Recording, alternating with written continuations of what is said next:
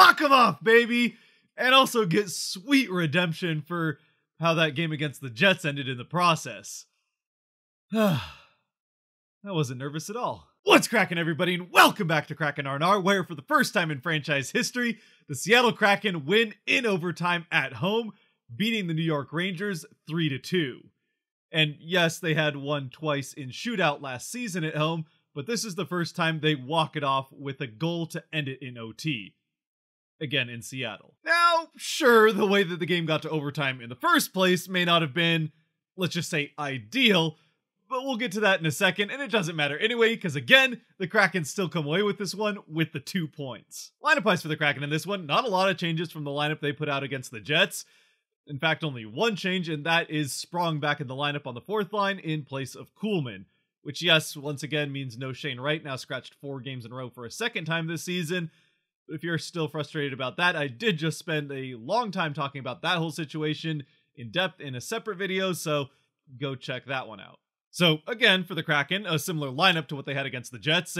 as you can tell, similar score, and as we'll get to, a nearly very similar ending to that Jets game. Fortunately for the Kraken, it's also a similar start as the Kraken get on the board first, and actually do it even quicker this time. And of course, even though the center of the line seems to have no manner of luck when it comes to actually getting on the score sheet right now, it's that new look Matty Beniers line, or new-ish anyway, with McCann there instead of Schwartz, that makes it happen for the Kraken early. On their first shift of the game, it starts with a play that Beniers feeds McCann for a one-on-one chance against Shesterkin, but he's the reigning Vezina winner for a reason, and he robs McCann of a goal.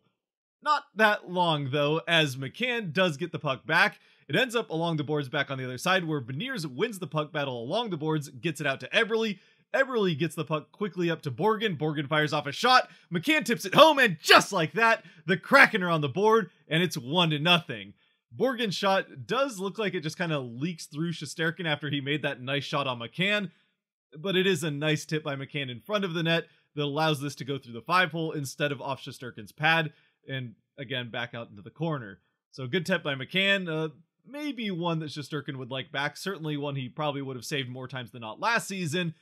but it doesn't matter, it's in the back of the net, and the Kraken have the early lead. Unfortunately for the Kraken, from this point, which is still not even 3 minutes into the game, through the rest of the first period, it's pretty much all Rangers, as by the end of this first period, they end up outshooting the Kraken, I want to say it was 15-6. And in that process, get 2 power plays, one of which comes almost immediately after this Kraken goal as Geekie heads to the box. This one, Seattle's able to kill off pretty well,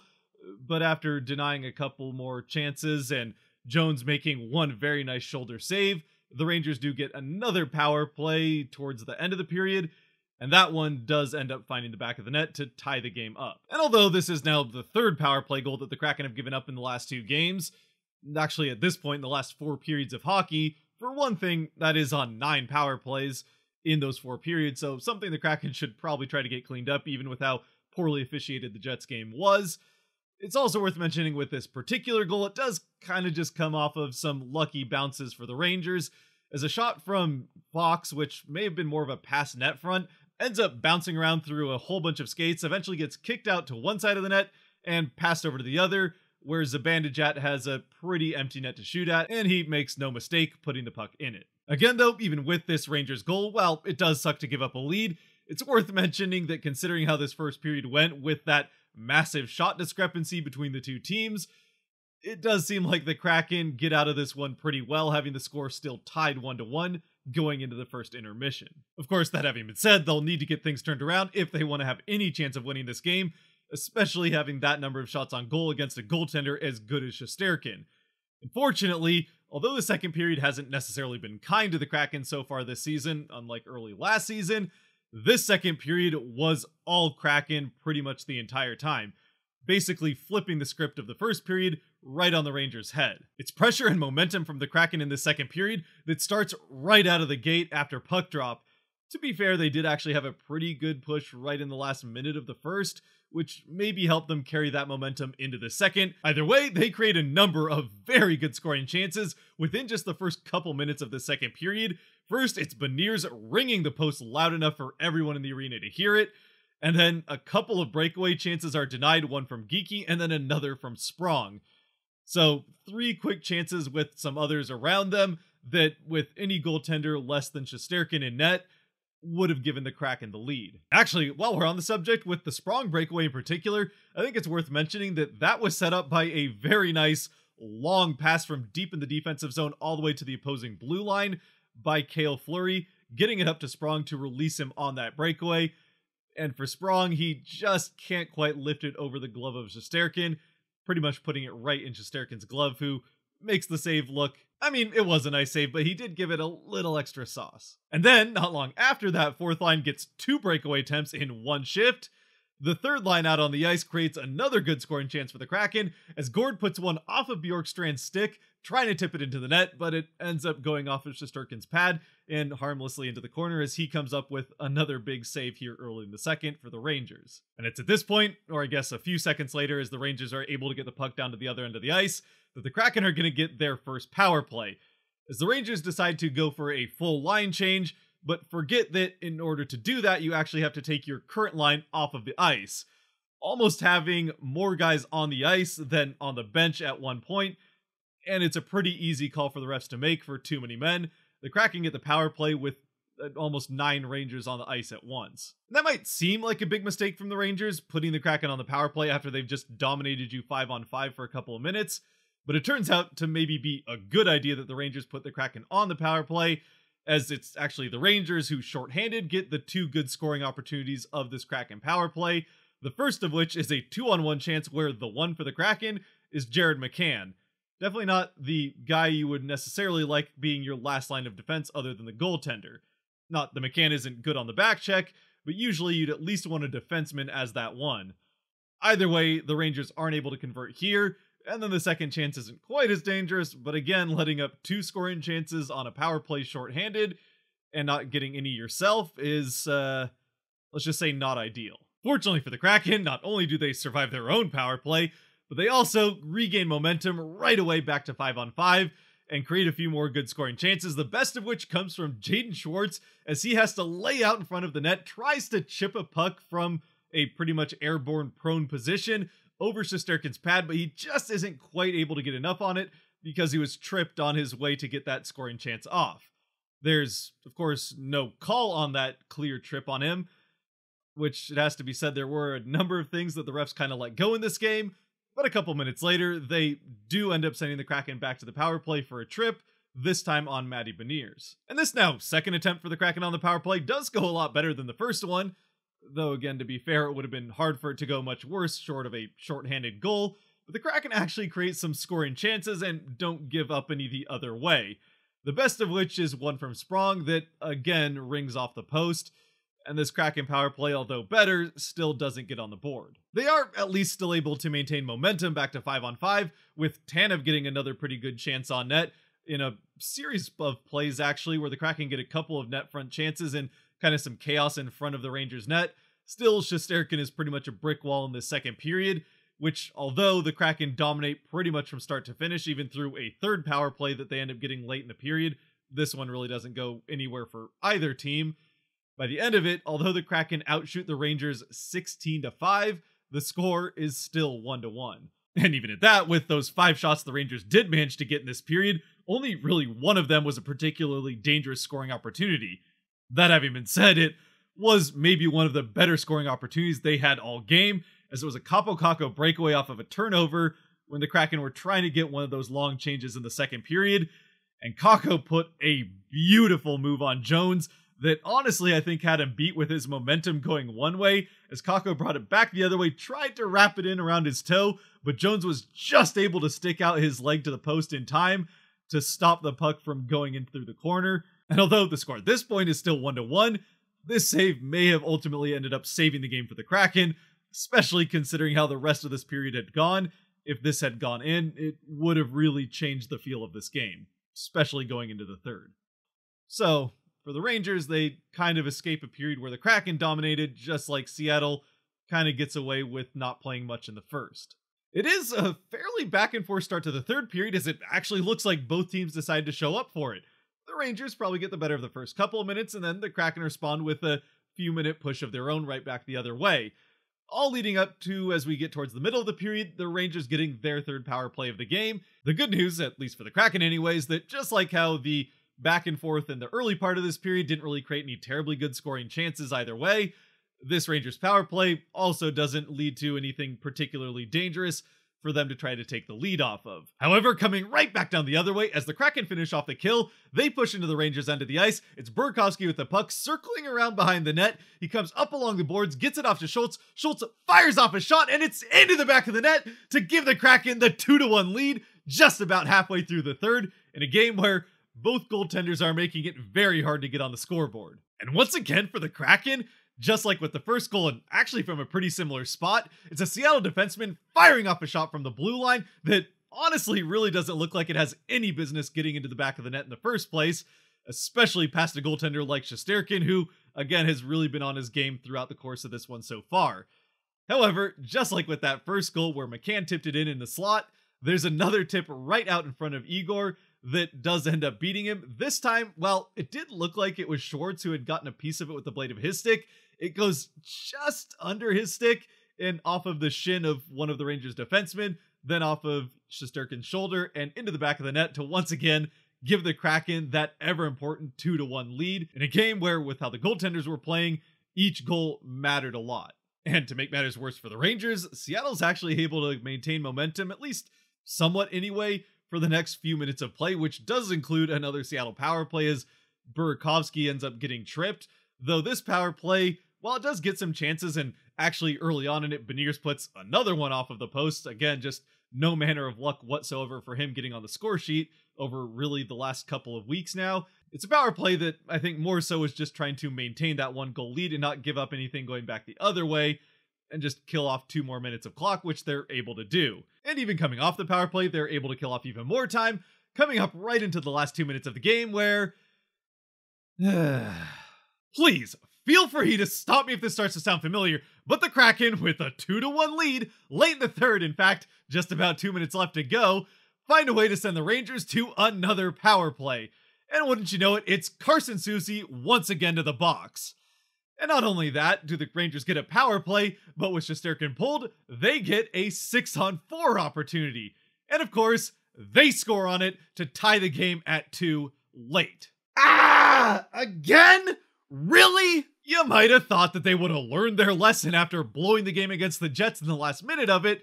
and found a way to maybe practice not taking a penalty in the last 2 minutes of a game where you had a 1-goal lead with those 3 days that they had off between them. But no, pretty much the same thing happens, and they get pretty much the same result. A tie game and overtime. As far as the goal is concerned, Fox fires off the shot from pretty much the blue line right down the middle. It goes off of bodies in front of, I think it was Goodrow, I don't actually know, but it ends up bouncing out into open space in front of the net. And while it could be considered a lucky bounce that it goes to a Ranger stick instead of a Kraken one, again, there's 2 extra Rangers out on the ice, so of course it's going to go to one of them, and it's Trocheck who finds the back of the net to tie this one up late. I will say that in Soucy's defense, this wasn't nearly as boneheaded of a mistake as he made against the Jets. This one is a little bit just bad circumstance that puts him in a bad spot. He gets right out onto the ice for the start of his shift, right as the puck's going past him, so he's a bit flat-footed and ends up having to hook the guy to prevent a good scoring chance one-on-one with Jones. Not necessarily a good penalty to take, again, especially considering where in the game it is, and the fact that Jones probably would have been able to make this save, but it's nowhere near as bad as the completely brainless penalty that he took with that sucker punch at the end of the Jets game. So at least for this one, well, again, it was Soucy who made the mistake and headed to the box, so he's certainly not blameless. It wasn't entirely his fault, as in the first place, it wasn't a great play that led to a guy having the puck with a chance to beat Soucy coming right out onto the ice in the first place. Still, the Kraken really not playing tight in the last couple of minutes, allowing this one to get to overtime, where, as we know, has not been a place that 3-on-3 has favored them throughout their history. Short though it may be. But of course, as we know from the final score, while the Kraken may not have practiced not taking penalties in the end of games where they have a 1-goal lead, they did in those 3 days off practiced their 3-on-3 play, and it showed and made a difference here, as where in the past we've seen the Kraken, when they get possession, maybe take too much of a chance with the shots they take off on goal, often leading to odd man breaks like 2-on-1s or straight up breakaways back the other way, which frequently end up scoring with that much open ice. This time, the Kraken were much more selective with their shots and much more careful when it came to holding possession of the puck. Also pretty careful when it came to back-checking, not allowing any 2-on-1s, and while the Rangers were able to get a couple of shots off and one fairly clean one, there weren't any crossing passes to get to those clean shots like we've seen beat the Kraken in the past, and it ends up making all the difference in the world for them, as eventually they get the 2-on-1 chance down the other way, or actually really wasn't much of a 2-on-1 chance. It was just Eberle drawing all three Rangers, or pretty much all three Rangers, to him, getting a pass somehow through them out to the other side to Schwartz, who fires off a shot and scores to give the Kraken the 3-2 walk-off win in overtime. And Schwartz's shot, by the way, was not a particularly easy one, as it was a bit of a bouncing puck from Eberle that gets across to him. I think one of the Rangers may even got a bit of a stick on it, and Schwartz's shot just barely sneaks through the little gap between Shesterkin's arm and the post, which came off as he slammed into the post to try to make the save, but the puck was already in the back of the net, so while they do take a second to look at it with the goal coming off of the posts, the goal counts and the Kraken get the win and the 2 points in the standings, and again, the first ever home win in overtime. And man, how sweet of a win it was! Not just again because it was that first ever home OT winner, or because there were a fair few Rangers fans in the building for this game, with it being their only trip to Seattle for the season, but also because of how the last game ended, and this really feeling like redemption from that loss to the Jets. Yeah, you'd probably want to avoid getting to that place in the first place for a second game in a row,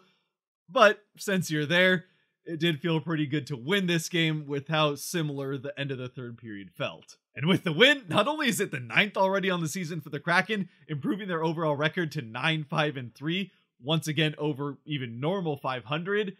they also widened the gap between them and the 4th place team in the division, as they currently sit in 3rd, that being the Edmonton Oilers, who now with the same number of games played, sit 3 points behind the Kraken. And the team ahead of them is the team that they play next in 2 days on Saturday in the LA Kings, who are 2 points ahead of them in the standings, but also have played 2 more games. So with the win on Saturday, which let's not get too ahead of ourselves, but if the Kraken were to win that game, they would then jump the Kings to once again be 2nd in the division. But of course, before we start thinking too much about the next game, we've still got 3 Kraken stars to hand out for this one. And I'm not going to argue too much with the official first star. It would be hard to do so, as it's obviously Justin Schultz with the 2 goals in this game, his 2nd and 3rd of the season, the 2nd in the game, and also 3rd and game-winning goal for the Kraken. The second star, or the second official star, I'm also not going to argue with that guy getting a star, but my second star is going to be the guy in net for the Kraken, in Martin Jones. He doesn't actually end up getting an official star, as Igor Shesterkin got the official 3rd star, and like Forsland said on the broadcast, if both goaltenders didn't end up getting stars in this game, then an investigation needed to be launched.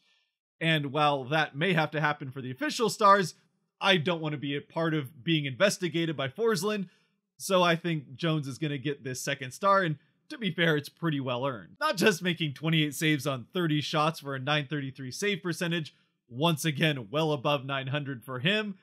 but also really getting the Kraken through that first period where the Rangers had all the pressure pretty much the entire time, and of course, also coming up with that big save on the Capo Caco breakaway towards the end of the second. And then my 3rd star, this is where I do have Jared McCann. Obviously gets the Kraken on the board with the first goal in the game, but also was just all around the net. That whole line, Beniers, he, and Eberle, creating a lot of offense for the Kraken in this one. Again, Beniers just can't seem to get any kind of luck, not only getting the puck in the net as he put 2 off the post, but also getting assists, as he was the one that gave McCann that one-on-one chance to start out the game. And then, of course, just after that, also playing a key role in what ended up being McCann's goal there at the start of the game. Though if he were to get an assist there, they would have to hand out 3 assists per goal, and sometimes even 2 seems like too many. So unfortunately for Beniers, at least right now anyway, while he is still creating a number of scoring chances and really driving offense for the Kraken, He just can't quite find his way onto that score sheet.